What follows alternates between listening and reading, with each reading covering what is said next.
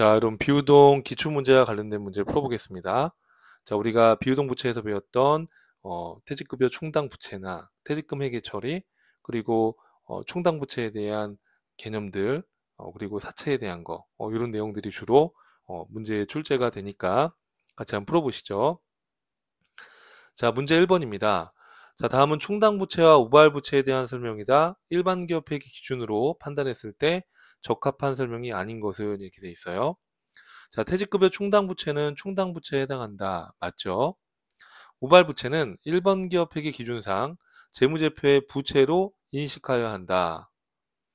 자, 우발부채는 여러분 부채로 인식하지 않죠. 부채로 인식하지 않고 자원의 유출 가능성이 어느 정도 있을 때 주석으로 공시하는 것이죠. 그래서 2번이 틀렸습니다. 자, 3번 읽어볼까요? 충당부채는 당의 의무를 이행하기 위한 자원의 유출 가능성이 매우 높아야 된다. 맞죠? 충당부채는 그 의무 이행에 소요되는 금액을 신뢰성 있게 추정할 수 있어야 된다. 맞는 표현이죠. 자, 2번입니다. 자, 충당부채에 대한 설명으로 가장 옳지 않은 것은 자, 충당부채의 명목 금액과 현재 가치의 차이가 중요한 경우에는 의무를 이행하기 위해 예상되는 지출액의 미래 가치예요, 현재 가치예요. 그죠? 현재 가치로 평가한다라고 했었죠. 자, 1번이 틀렸고요. 옳지 않은 것은 1번이고 2, 3, 4번 한번 읽어볼게요. 충당부채는 최초의 인식 시점에서 의도한 목적과 용도로만 사용해야 된다. 맞죠? 퇴직급여 충당부채를 다른 목적으로 지급하면 안 되는 거잖아요. 그죠? 의도한 목적과 용도로만 사용해야 된다는 거 맞고요. 충당부채로 인식하기 위해서는 과거 거래의 결과로 현재 의무가 존재해야 되고 그 의무를 이행하기 위해서 자원의 유출 가능성이 높아야 된다가 아니라 매우 높아야 되는 거죠. 매우 높아야 된다 맞고 충당부채로 인식되는 금액은 현재 의무를 이행하는 데 소요되는 지출에 대한 보고기간 말 현재 최선의 추정치로 추정을 하라고 돼 있죠. 자, 그래서 일반 기업 회계 기준에 나와 있는 내용들이에요. 이거 한번 꼭 정리하시고요. 자, 3번입니다. 다음 중 자산과 부채에 대한 설명으로 틀린 것은 자, 우발 자산은 자산으로 인식한다? 아니죠. 자, 우발 자산은 자원의 유입 가능성이 높다 하더라도 우리가 자산으로 인식하지 않고요. 주석으로 공시하는 거죠. 그죠? 매우 높은 경우에만 주석으로 공시합니다. 그럼 우발 자산은 재무상태표의 자산으로 인식하지 않고 자, 미래 효익의 유입이 확정됐을 때 확정되면 그때 자산으로 인식하는 거예요. 기억나시죠, 여러분? 그래서 우발 자산은 자산으로 인식하지 않습니다. 그죠? 확정됐을 때만 자산으로 인식하는 거니까 1번은 올바르지 않은 표현이죠. 자, 2, 3, 4번도 읽어볼게요. 부채는 과거의 거래나 사건의 결과로 현재 기업 실체가 부담하고 있는 미래의 자원의 유출 또는 사용이 예상되는 의무이다. 맞죠? 부채는 원칙적으로 1년을 기준으로 유동부채와 비유동부채로 분류한다. 맞죠? 자, 우발부채는 부채로 인식하지 않고 주석으로 기재하는 것이죠. 자, 우발부채는 자원의 유출 가능성이 어느 정도 있다라고 한다면 재무상태표의 부채로 인식하는 것이 아니라 주석으로 공시한다는 거. 자, 그래서 3번에 틀린 내용은 1번이었습니다. 자, 4번입니다. 자, 우리가 이전 강의에서 사채에 대한 공부를 또 많이 했는데 이 내용을 한번 잘 또 생각한 거를 적용해 보시면 좋을 것 같아요. 배웠던 거를. 자, 사채 발행비는 자, 비용으로 처리해요? 발행금액에서 차감해요? 발행금액에서 차감한다. 맞죠? 자, 옳지 않는 거를 찾는 거네요. 자, 1번은 맞고요. 액면 이자율보다 시장 이자율이 클 경우에 시장에서 이자를 더 줘요. 그럼 우리 기업의 사채를 사려고 하지 않겠죠.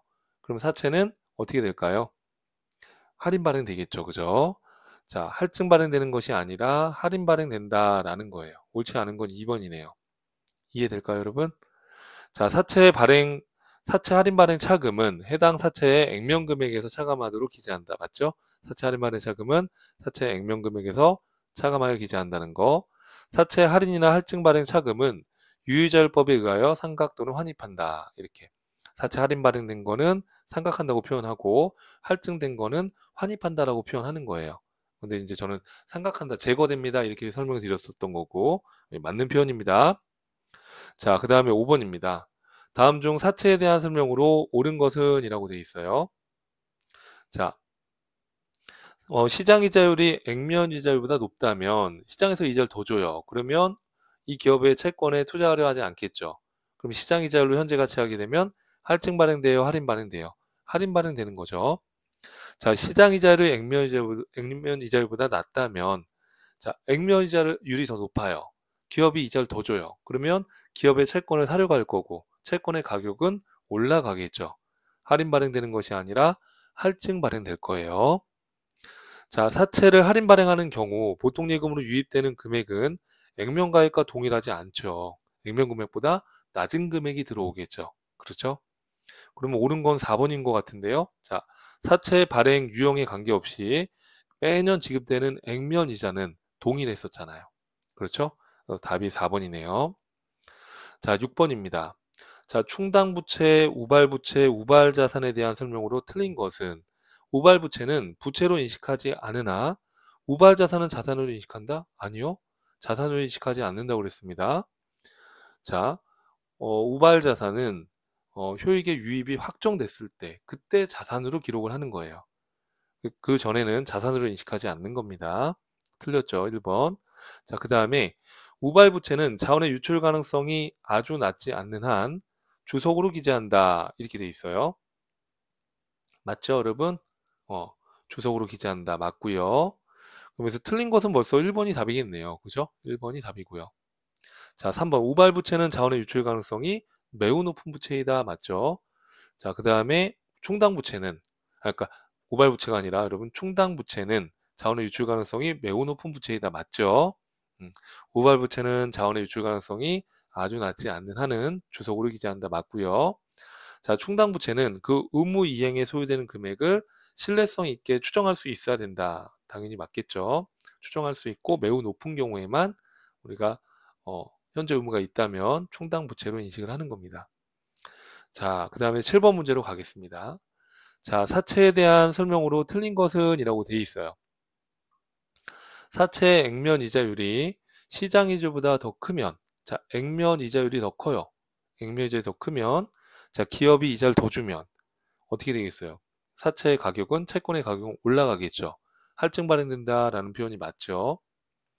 자, 사채 발행 시에 발행한 비용은 발행가액에서 차감한다라고 했었죠. 그렇죠? 발행가액에서 차감한다. 이것도 맞는 표현이죠.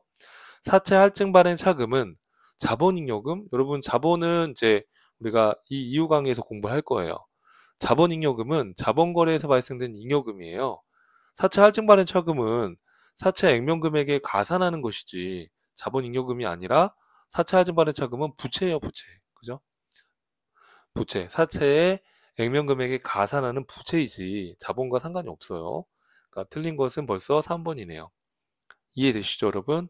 자, 4번입니다. 사채 할인 발행 시 유효자율법 적용 시에 기간이 경감에 따라 사채의 장부 금액은 증가한다. 자, 그렇죠. 증가하죠.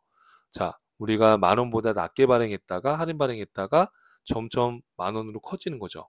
10만 원보다 낮게 발행했다가 점점 장부 금액이 10만 원으로 증가하겠죠. 맞는 표현이죠. 자, 그래서 할인 발행됐을 때에는 장부 금액이 증가하고 매년 이자 비용도 증가하고 그리고 그 상각되는 금액도 증가한다. 이렇게 배웠었죠. 그죠? 자, 그래서 틀린 것은 3번이었고요. 자, 8번입니다. 충당부채에 대한 설명으로 틀린 것은 과거 사건에 의해 충당부채를 인식하기 위해서는 그 사건이 기업의 미래 행위와 독립적이어야 된다. 지금 이렇게 돼 있어요. 자, 맞는 표현이죠, 여러분. 자, 무슨 얘기냐면 과거 사건에 의하여 충당부채를 인식하기 위해서는 그 사건이 기업의 미래 행위와 독립적이어야 된다라는 거예요. 그러니까 미래에 그 기업의 미래의 행위랑 상관없이 독립적으로 그 부채가 발생이 돼야 된다는 거예요. 우리가 자, 예를 들어서 우리가 유형자산에서 복구충당부채를 생각해 보면 자, 복구충당부채는 미래에 복구해야 될 의무가 존재하는 거죠. 그러니까 기업이 미래에 그걸 복구를 하든 복구를 안 하든 간에 복구충당부채는 우리가 추정부채로 인식을 하는 겁니다. 기업의 미래 행위야 그 충당부채는 독립적이다라는 거예요. 이해되시겠어요, 여러분? 자, 그래서 이 표현은 맞는 표현이라는 거, 좀 내용이 어렵게 느끼실 수는 있지만 이 맞는 표현이라는 거 한번 보시고요. 자, 그 다음에 2번입니다. 충당부채는 보고기간 말마다 그 잔액을 검토하고 보고기간 말 현재 최선의 추정치로 반영해야 된다라고 했었죠. 자, 그래서 최선의 추정치로 반영하여 증감 조정한다. 이것도 맞는 표현이죠.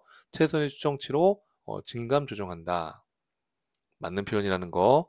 자, 충당부채를 발생시킨 사건과 밀접하게 관련된 자산에 예상되는 처분 차익은 충당부채 금액에 고려하지 않는다고 했었죠? 기억날까요, 여러분? 자, 그래서 그 충당부채와 관련된 처분 차익이 예상이 된다 하더라도 그걸 고려하지 말고 충당부채를 추정하라는 겁니다. 자, 그럼 틀린 건 4번이겠네요. 1, 2, 3번이 맞는 표현이니까. 의무 발생 사건의 결과로 현재 의무가 존재하면 자원의 유출 가능성이 낮더라도 충당부채로 인식한다? 아니죠. 현재 의무가 존재하고 자원의 유출 가능성이 어때야 돼요? 매우 높을 때 그때 우리가 그리고 그 해당 부채 금액을 신뢰성 있게 추정할 수 있을 경우에 우리가 충당부채를 인식하는 거지. 자원의 유출 가능성이 낮더라도 충당부채로 인식한다? 아닙니다. 자원의 유출 가능성이 낮다면 인식하면 안 되겠죠. 그죠? 자, 그래서 4번이 틀린 표현이다라고 보시면 되겠고요. 자, 9번입니다. 퇴직금과 관련된 문제네요. 자, 다음 중 퇴직급여에 대한 설명으로 가장 옳지 않은 것은 이라고 돼 있어요. 자, 확정급여형 퇴직급여 제도에서 퇴직연금 운영자산이 퇴직급여 충당부채를 초과하는 경우. 그러니까 이 경우는 뭐냐면 우리가 퇴직급여 충당부채를 100원을 잡아놨는데 퇴직급여 충당부채가 100원인데 지금 퇴직연금 운영자산에다 불입한 게 110원이에요. 그러면 갚아야 될 부채보다 적금을 더 넣는 거니까 그때는 투자 자산으로 표시를 하는 겁니다. 이것도 맞는 표현이에요, 여러분. 자, 확정급여형 퇴직연금 제도에서 운영 수익이 발생하는 경우에는 이자 수익으로 표시한다. 영업의 수익으로 인식하는 거니까 이것도 틀린 표현은 아닙니다. 이자 수익으로 표시하거나 뭐 퇴직연금 운영 수익으로 표시하거나 영업의 수익으로 반영되는 거니까 이것도 맞는 표현이에요, 여러분. 그러니까 운영 수익을 수익으로 인식한다는 거예요. 그렇게 이해하시면 되겠고요.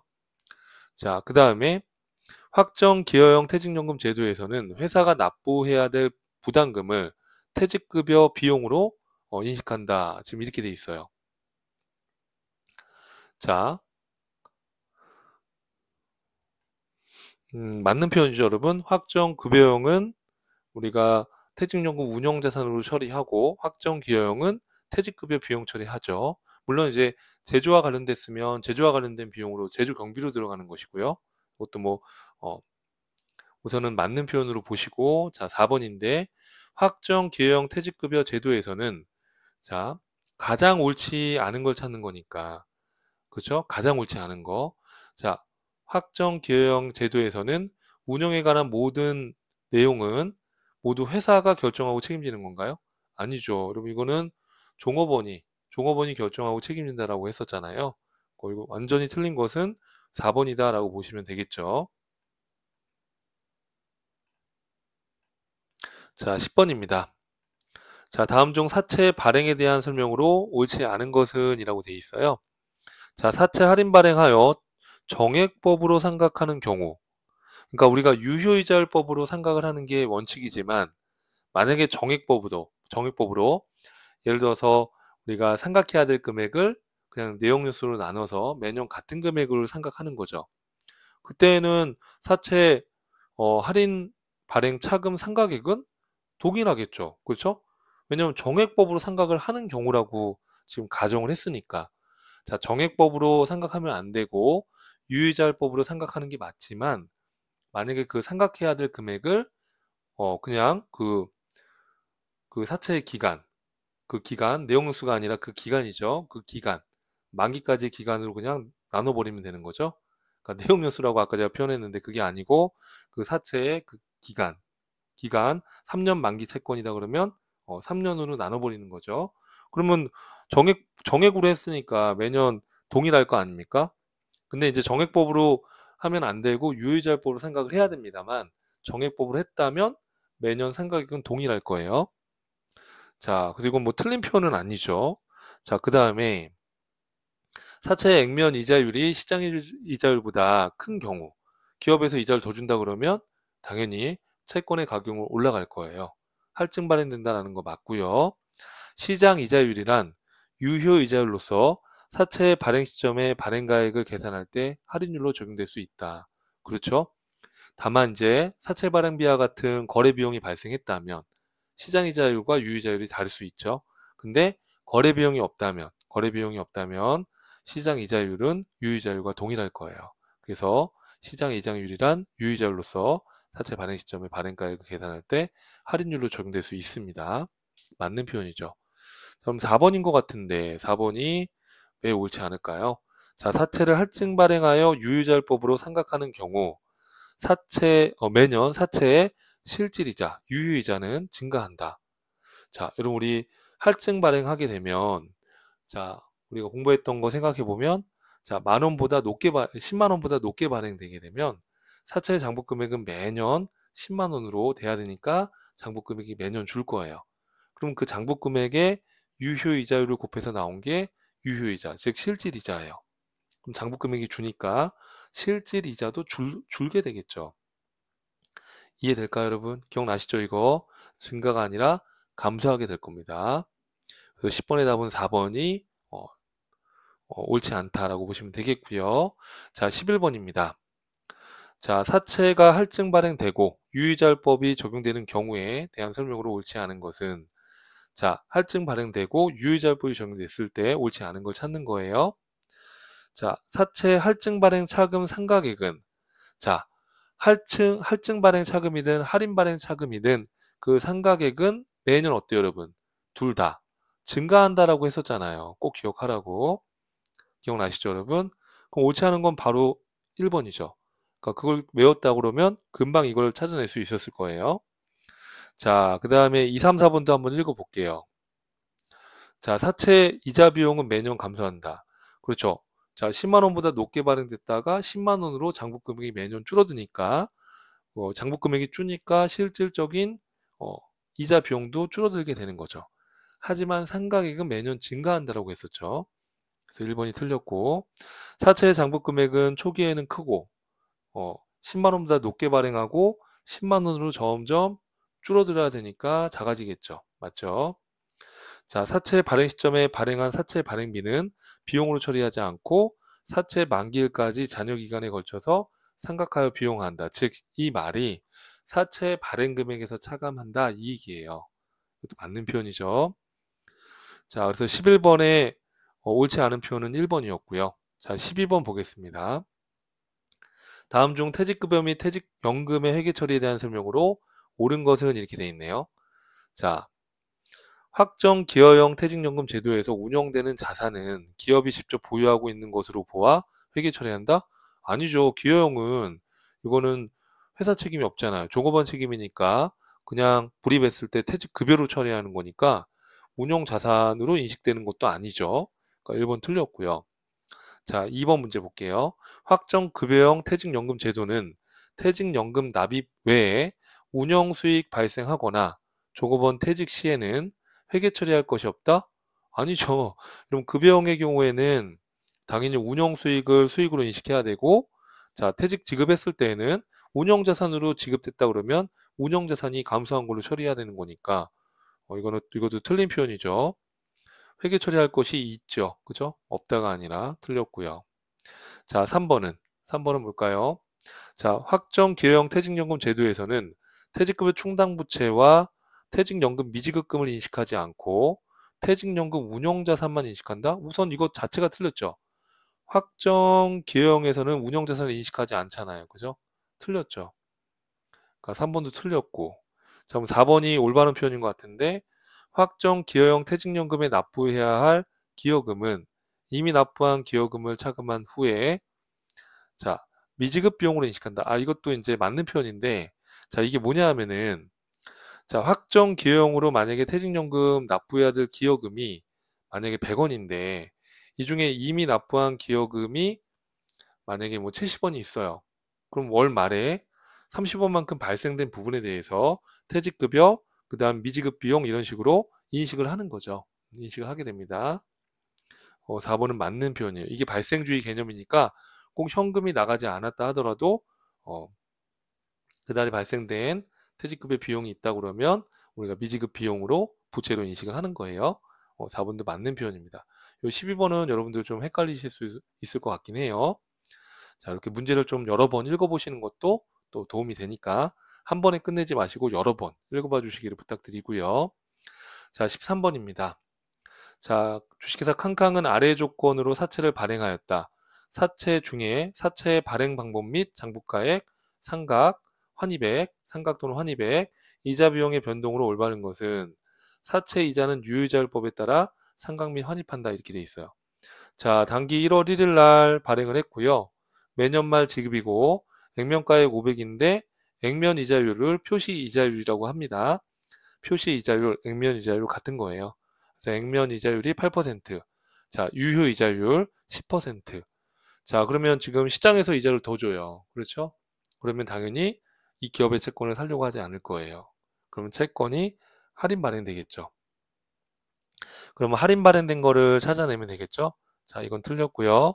1번 아니면 2번이겠죠. 자, 그럼 할인 발행된 다음에 장부 금액은 매년 어때요, 여러분? 자, 우리가 10만 원보다 낮게 발행되고 10만 원으로 점점 커진다고 그랬죠. 매년 증가하고, 자, 사채 장부 금액이 증가하니까 이자 비용도 증가하고. 자, 여러분, 이 상각되는 금액은 환입이든 상각이든 간에 이 상각액은 매년 증가한다 이렇게 말씀드렸었죠. 그래서 13번의 답은 2번이다라는 거를 여러분들이 꼭 풀 수 있어야 됩니다. 자, 14번입니다. 자, 사채에 관한 설명으로 틀린 것은 이라고 되어 있어요. 사채 액면금액의 차감 계정인 사채 할인 발행 차금에 대해 유의자율법을 적용하여 상각하고 그 금액을 이자 비용에 가산하도록 규정하고 있다. 맞죠? 우리가 유의자율 상각표에 의해서 차변했던 사채 할인 발행 차금을 대변으로 상각하면서 이자 비용에다가 반영해 주는 거잖아요. 매년. 맞는 표현이고요. 자, 발행자의 입장에서 사채는 비유동부채로 분류한다. 맞죠? 일반적으로 사채는 비유동부채로 구분하고요. 사채 발행비란, 사채를 발행하는 데 직접 소요된 지출을 말하며 사채 발행가액에서 차감한다. 맞습니다. 별도의 비용 처리하지 않고 발행금액에서 차감한다는 거. 자, 그럼 14번의 답은 4번이 자, 틀린 설명인 것 같은데 자, 사채 조기 상환 시에 상환액보다 장부 금액이 큰 경우에 사채 상환 손실로 처리한다. 이렇게 돼 있어요. 여러분. 자, 여러분 이 분기를 보면 쉽게 이해할 수 있을 거예요. 자, 예를 들어서 대변의 사채 장부 금액이 100원이라고 한번 가정해 볼게요. 근데 조기 상환하는 금액이 장부 금액보다 사채 상환하는 금액보다 장부 금액이 크다라고 했으니까 상환하는 금액이 더 적을 거 아닙니까? 이렇게 장부 금액이 더 컸을 때는 사채 상환 손실이에요? 사채 상환 이익이에요? 사채 상환 이익이 발생하는 거니까 4번이 틀렸네요.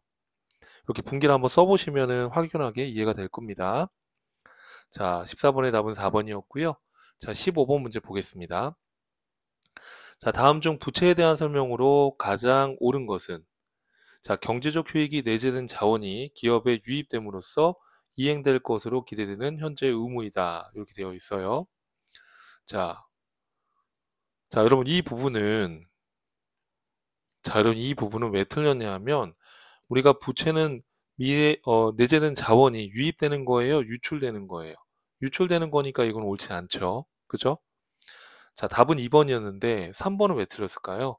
유동부채와 비유동부채로 분류할 때는 몇 년 기준이죠? 2년이 아니라 1년이니까 이것도 틀렸고 4번은 왜 틀렸을까요? 자, 자원의 유출 가능성이 매우 높다 그러면 충당부채는 주석이 아니라 재무 상태표의 부채로 인식을 하는 거예요. 주석으로 기재하는 게 아니라 인식을 하는 거예요. 이해될까요, 여러분? 이렇게 해서 자, 그러면 답은 2번이죠. 부채의 정의를 충족하고 신뢰성 있게 추정된다면 부채로 인식한다. 이거 우리는 충당부채라고 하는 거죠. 그래서 2번이 답이었습니다. 자, 16번입니다. 자, 16번입니다. 다음 중 일반 기업의 기준상 충당부채 측정에 대한 설명으로 옳지 않은 것은 이렇게 돼 있어요. 충당부채의 측정에 대한 설명으로 옳지 않은 것은, 자, 답은 3번이었는데요. 자, 충당부채를 발생시킨 사건과 밀접하게 관련된 자산 처분 이익이 예상이 되는 경우에 이 처분 이익을 고려해요, 고려하지 않아요? 고려하지 않는다고 배웠죠, 여러분. 우리가 고려해야 된다라는 건 틀린 거죠. 그래서 옳지 않은 것은 3번이었습니다. 16번의 답은.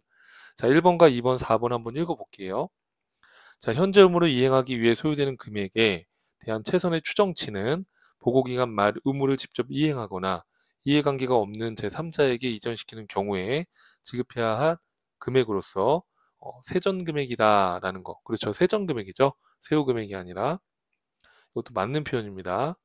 자, 화폐 시간가치 효과가 중요한 경우, 화폐 시간가치 효과가 중요한 경우 충당부채는 예상되는 지출액의 현재 가치로 평가한다라고 했었죠. 맞는 표현이죠. 자, 충당부채에 대한 최선의 추정치를 구할 때 관련 사건과 상황에 대한 불가피한 위험과 불확실성을 고려한다라는 거예요. 이것도 맞는 표현이라고 보면 되겠습니다. 그래서 우리가 자산 처분 이익은 그게 예상된다 하더라도 고려하지 않는다는 거.